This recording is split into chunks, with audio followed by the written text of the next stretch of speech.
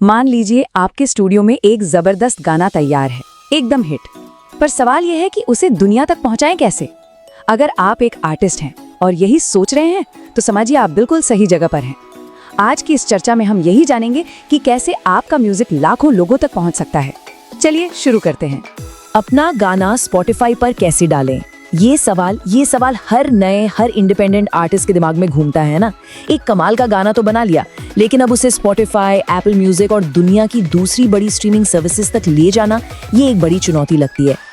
तो इस बड़ी चुनौती का, इस बड़े सवाल का जवाब क्या है? जवाब है ऑडियो बस।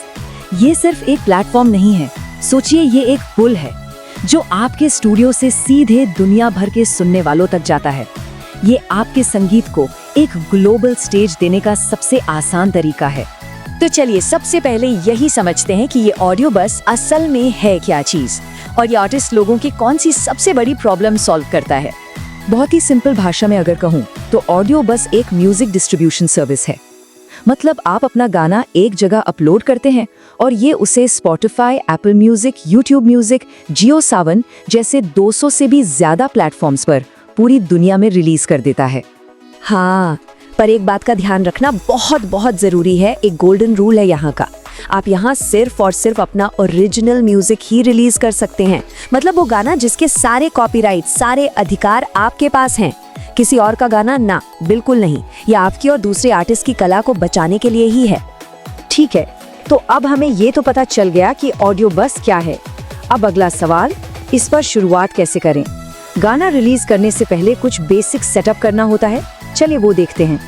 शुरुआत करने के लिए आपको एक प्लान चुनना होगा और यहाँ पर 3 मेन ऑप्शन हैं। पहला है इंडिपेंडेंट आर्टिस्ट प्लान। अगर आप एक अकेले कलाकार हैं तो ये आपके लिए बेस्ट है। दूसरा है मल्टी लेबल। मान लीजिए आपके कई तरह के चैनल हैं, जैसे एक भक्ति संगीत का, एक पंजाबी गानों का, तो इसमें आप 10 अलग-अलग लेबल चला सकते हैं। और तीसरा स्टूडियो प्लान, जो उन बड़े स्टूडियोज के लिए है जो बहुत सारे आर्टिस्ट को मैनेज करते हैं। अकाउंट बनाने का प्रोसेस तो बहुत ही आसान है। बस अपना ईमेल और यूजर नेम डालिए, रजिस्टर कीजिए, फिर ईमेल पर एक OTP आएगा, उससे वेरीफाई कर लीजिए, अपना प्लान पसंद करके पेमेंट कर दीजिए। और हाँ, एक जरूरी काम, अपनी प्रोफाइल में बैंक और आधार कार्ड की डिटेल्स जरूर अपडेट कर दें। ये सब बस एक ही बार करना है। अब आता है एक बहुत जरूरी स्टेप, अपना म्यूजिक लेबल बनाना। ये समझिए आपकी एक पहचान है, एक ब्रांड है। बस ऐड लेबल पर क्लिक करना है, अपना नाम और यूट्यूब लिंक डालना है। सिस्टम आपको एक एग्रीमेंट देगा, उसे प्रिंट कीजिए, साइन कीजिए और PDF बनाकर वापस अपलोड कर दीजिए। इसमें 48 घंटे तक लग सकते हैं, पर एक बार ये अप्रूव हो गया तो बस आप अपने गाने रिलीज करने के लिए तैयार हैं। क्या बात है, सारा सेटअप हो गया। अब आते हैं सबसे मजेदार हिस्से पर, वो पल जब आप अपना गाना अपलोड करके दुनिया के सामने पेश करेंगे। गाना रिलीज करना सिर्फ 4 सिंपल स्टेप्स का खेल है। देखिए, पहला, गाने की सारी जानकारी भर दीजिए। टाइटल क्या है, रिलीज कब करना है, वगैरह। दूसरा, अपनी ऑडियो फाइल अपलोड कीजिए। हाँ, कोशिश कीजिए कि ये WAV फॉर्मेट में हो, क्वालिटी बेहतरीन रहती है।